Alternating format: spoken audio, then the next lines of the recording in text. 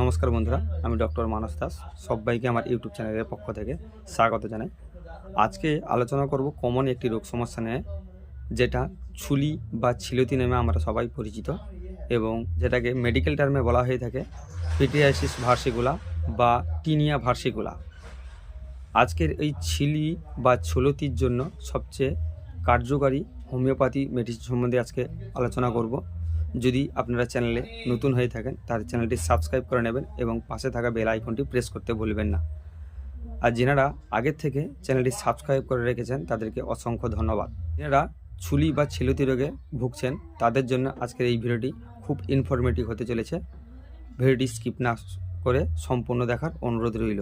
পিটিয়াসিস ভার্সিকুলা বা টিনিয়া ভার্সিকুলা বা ছিলতি এই রোগ সমস্যাটি সাধারণত ছত্রাক ঘটিত একটি রোগ।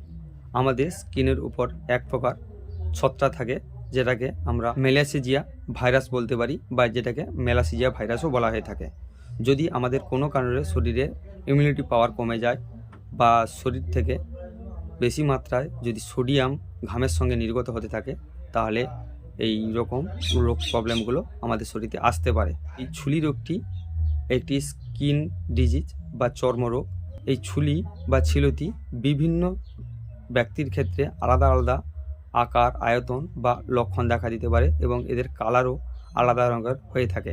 কোনো কোনো ব্যক্তির ক্ষেত্রে সাদা বা ব্রাউন রঙের স্পট দেখতে পাওয়া যায়, কোনো কোনো ব্যক্তির ক্ষেত্রে কালো রঙের এই স্পট দেখতে পাওয়া যায়। শরীর থেকে যখন অতিরিক্ত মাত্রায় ঘাম নিঃসৃত হয় বা গরম জায়গায় দীর্ঘদিন যাবৎ কাজকর্ম করার ফলে এরকম ছুলি জাতীয় রোগ সংক্রমণগুলো বেশি দেখতে পাওয়া যায়। আজকে জেনে নেওয়া যাক এই রোগ সমস্যাটির জন্য কী কী মেডিসিনগুলো রয়েছে। প্রথমে যে মেডিসিনটির কথা আমরা মনে করতে পারি সেটি হলো ব্যাসিলিনাম।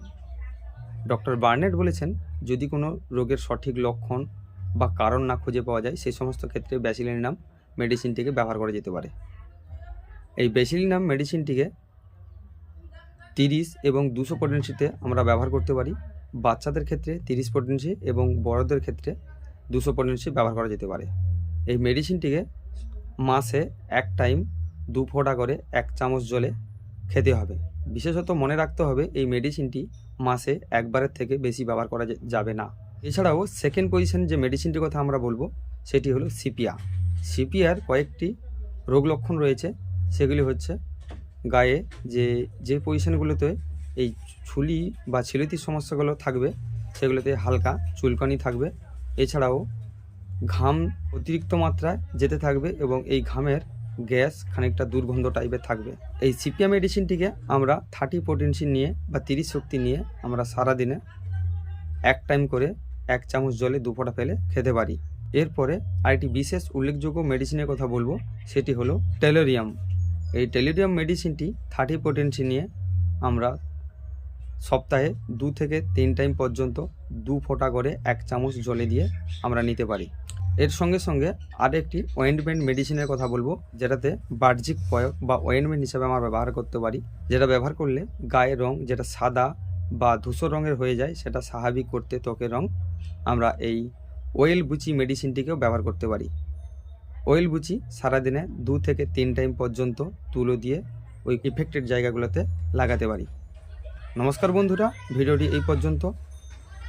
সাথে থাকবেন এবং এর সঙ্গে সঙ্গে চ্যানেলটি লাইক সাবস্ক্রাইব করবেন এবং বন্ধুদের মাঝেও শেয়ার করতে ভুলবেন না।